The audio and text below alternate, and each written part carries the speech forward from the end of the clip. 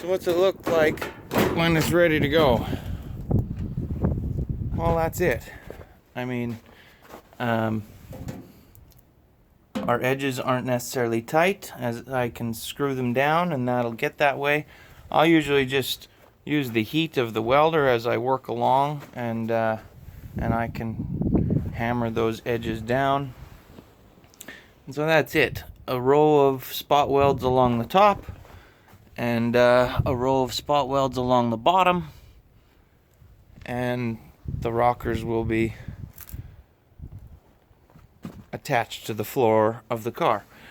The A-pillar work, usually I take the doors off to do, but this B-pillar I'll be able to do the welding there and begin moving my way back.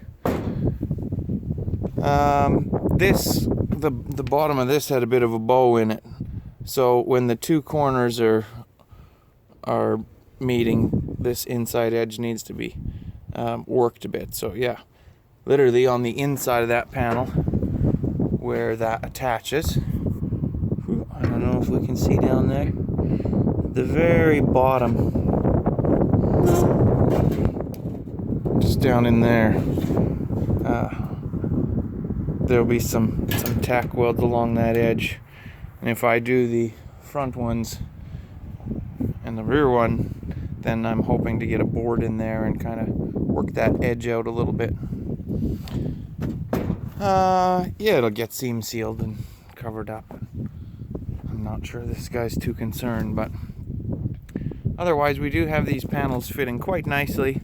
The bumper's hung so I could make sure that gaps were acceptable, and that's it. We've got some work on this one. I was having a problem with it being low. Now it's just a hair high, and this whole corner needs quite a bit of work to fit nicely, but otherwise this panel is set, and